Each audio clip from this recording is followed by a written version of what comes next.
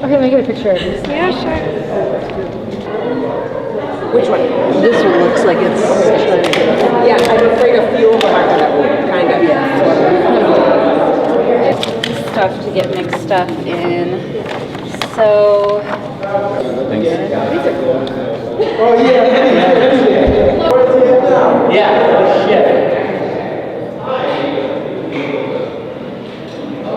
My name is Curtis Bynum. I'm one of the organizers at the Chicago Teachers Union. And so we're here this afternoon because, as you notice, funding for special education has been cut drastically. The people that are standing here today, and there are thousands of others out in the city, we all feel as though more can be done. And so we want to ask the mayor on this holiday season if he will work with his partners, his buddies, in terms of drawing down funds to help fund our special education children. We're here and we want to make a point, and so we have several coalitions here this afternoon, and so Nate is going to introduce those individuals. Thank you. Thank you. So the first speaker we're going to have is going to be Emily Penn. She's a social worker, and she'll come up and... Hello. My name is Emily Penn. I am a school social worker. I provide crisis intervention and social and emotional support to students, their families, and very often to teachers. I consider myself lucky because I only service 2 schools. Some nurses and occupational therapists and physical therapists service over 10 schools. One of my schools has about 1,050 students, while the other has about 560 students. That's over 1,600 students. The National Association of Social Workers recommends 1 full-time social worker for every 250 students. CPS's average ratio, 1 social worker for every 1,250 students. It's not enough. Our students, particularly our most vulnerable, our students with disabilities, those living with trauma and in poverty, must have more support. It is not humanly possible for me, one person, to meet the social and emotional needs of my students under these conditions. How can our students learn like this?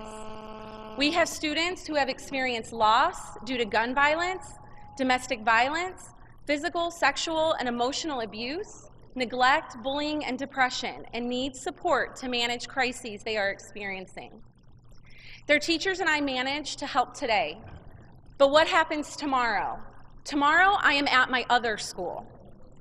The day after that, I am expected to meet my impossible paperwork requirements. That student goes back to their classroom, sad and depressed or angry, trying to hold it together, waiting for their next emotional meltdown, or until they can meet with their social worker again, maybe next week. I cannot have another student on my caseload go home, attempt suicide, and return the next day to school, maybe telling their teacher what happened. But wait, their social worker is at their other school. That is unacceptable. We are often students' lifelines. A former student who has a learning disability and has dealt with a parent suffering from addiction came to visit the school and asked to talk to me. Our students, the relationships and connections we make with our students last a lifetime. Our students need us and are desperate for emotional support. CPS has been hurting our students for years by not providing enough supports like social workers, psychologists, and nurses. Give our students what they deserve. We must have progressive revenue sources so we can have fully funded schools with resources. Thank you. All right. Yeah.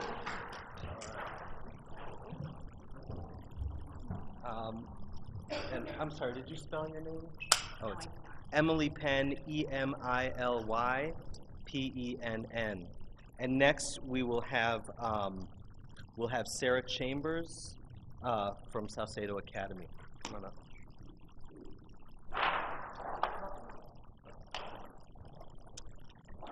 Hi, my name is Sarah Chambers from Salcedo Academy. Spell my name SARAHCHAMBERS. We are all here today. I'm here with students and also former students because we're here to say enough is enough. It's really sad that our students have to come here begging the mayor to simply pay for help they need, to pay for their special education teachers, to pay for the teacher assistants that they need. And if you read through these letters, these heartfelt letters, we have letters from across the city, north side, west side, south side, of these kids begging. I mean, my students wrote in their letters that when they don't get the help they need, you know, they had tears in their eyes, and they don't feel right. They feel like they don't understand it. And we're here to say, you know, the mayor has money. There is money out there, and the mayor is here choosing to give money to his banker buddies, choosing to give TIF money to these rich condos in downtown, and the money is not coming to our students here, our students in special education. And this is wrong. This is wrong, and what we've seen here is over $85 million has been cut from special education this year alone. $85 million. And it's projected to be cut even more, especially now with this budget shortfall. And he cannot have these budget cuts on the backs of our students and our most vulnerable students. I also have some students here with me that would also like to speak.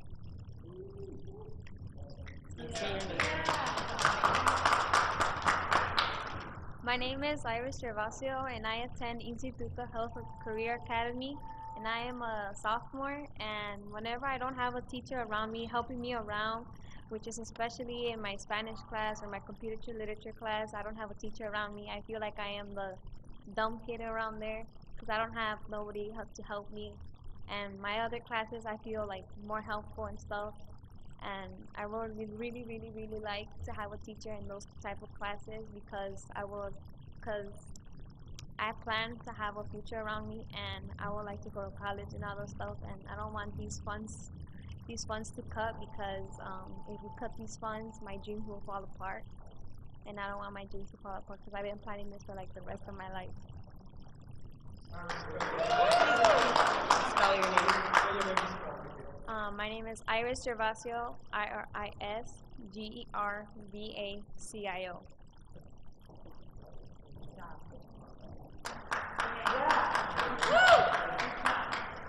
Okay, so next we have a parent, Vanessa Polly, who will speak.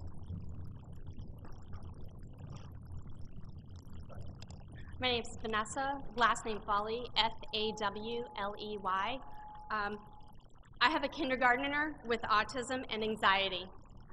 She has been denied an IEP. She had an IEP for 3 years when she was in pre-K. The network office has been putting pressure on schools to deny IEPs to save money. CPS also denies appeals from schools for more funds so that they took from Gen Ed to fund special ed. You lied. You're not giving them the money that they're appealing for.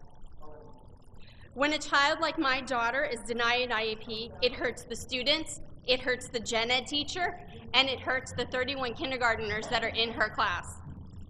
Because my daughter does not have an IEP or special ed to meet her needs, she has begun to scratch herself till she bleeds. She hates going to school, and she does not know how to properly express her emotions or communicate her needs. You don't have enough special ed teachers, OTs, social workers, or paraprofessionals. CPS continuously violates the Disabilities Act by denying those who need IEPs with them. One social worker who has to go to 3 schools, one OT for 3 schools. How are they supposed to adequately provide for those caseloads? 15 minutes of social work is not enough. New Trier has 20 counselors in one school. Hey, Claypool and Rom, how many counselors are at your children's school? Mr. Claypool, I'm going to quote you. All our children want to succeed. It's our job to make sure they can. Really? How about using TIF money to fund the 600 vacant special education positions? Do your job. You say that. I want my daughter and those like her to succeed. Do something about it. Enough is enough.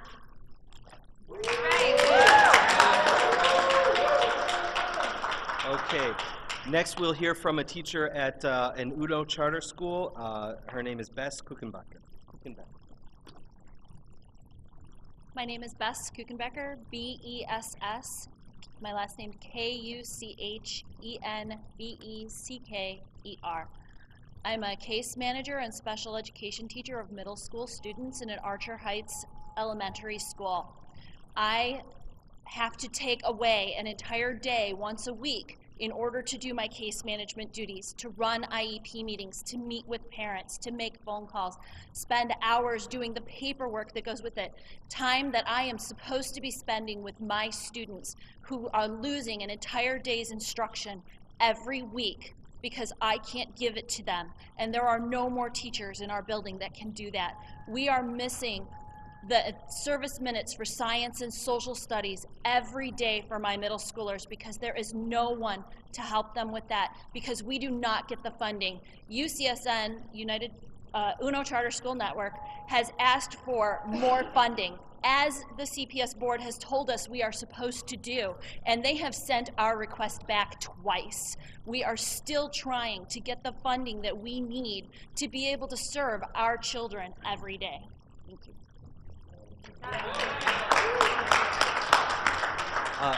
Last, we have another parent. Christine Palmieri.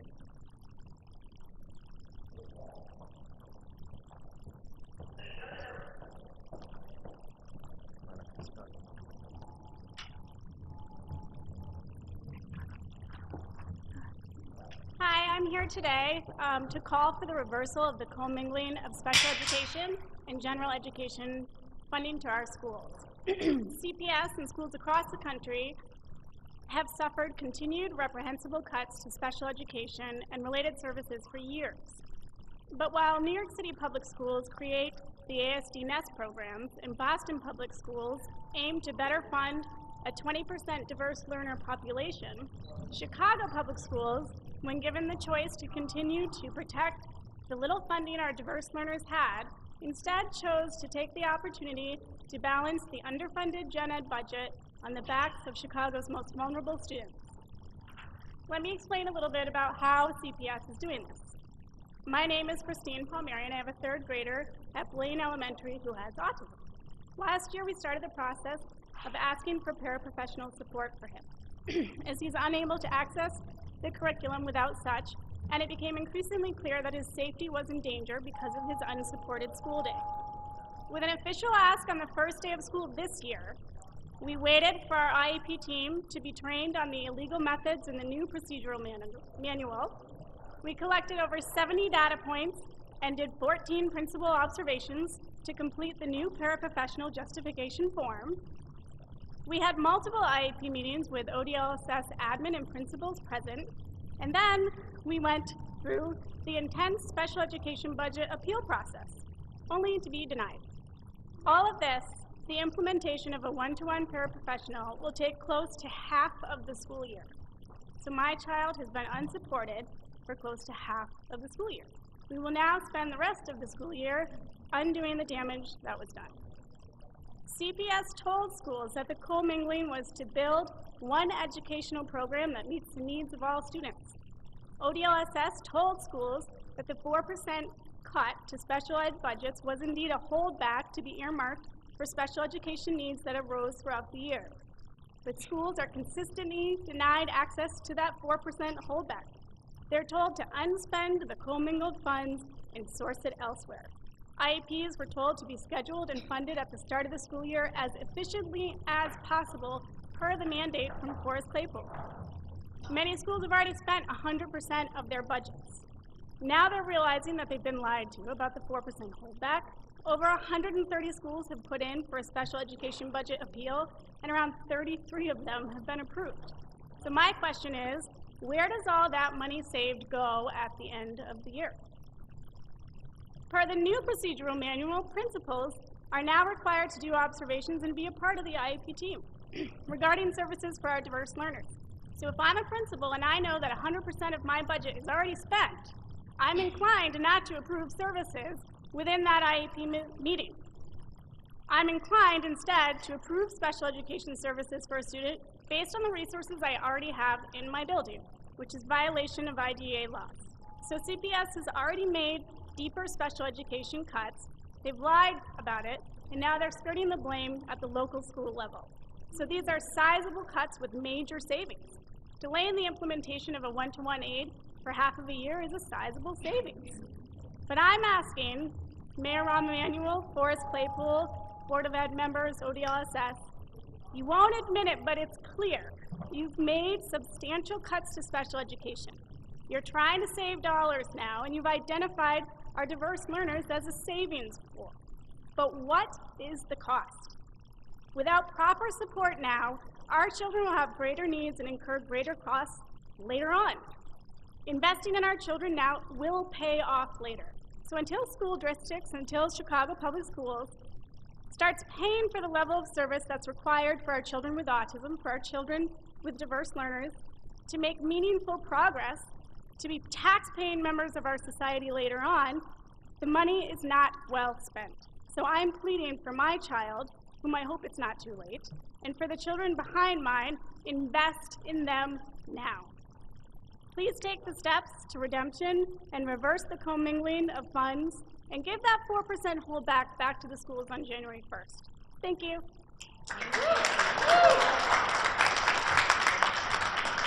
So in closing, you've seen more than 100 letters from students that have said that they were, despite what Forrest Claypool says, that they are not getting the special education services they need. You've heard from parents, from teachers, from social workers and other clinicians that that's not adequate. And you've heard that we need funds from, you know, the triple threat of Trump, Rauner, and Rahm, who are all want to cut our special education services and privatize. We need to stop. Mayor's office? Yeah, Maria, why don't you? Yeah. We have Maria Moreno. She's the financial secretary of the Chicago Teachers Union. I'm not sure if we can get a representative of the mayor. These are letters that were written by students.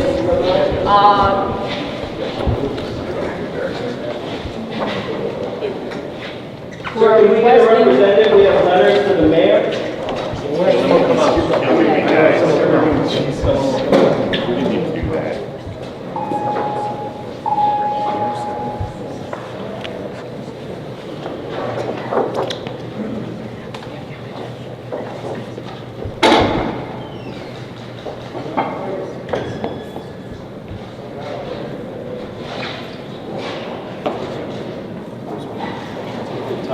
This young leader, are you in charge?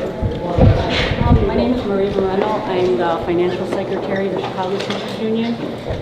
We have parents, we have educators, we have students, and we are presenting letters that students in special education have written to the mayor, Rahm Emanuel, asking that he adequately support funding for special education. They are lacking in teacher assistants, special education teachers, and funding in their programs. We would like to turn these into him, and hopefully he will be able to give us a response.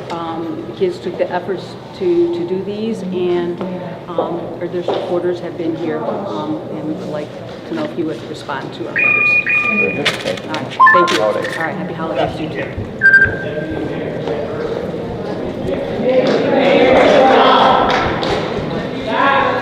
Hello, Ms. Zapp. You answered for a special education student? Oh, that's right. Ms. Zapp, you were in the Board of Ed. Would you like to respond? You answered our student with disabilities? We have questions for you. Let's work. You're administrator.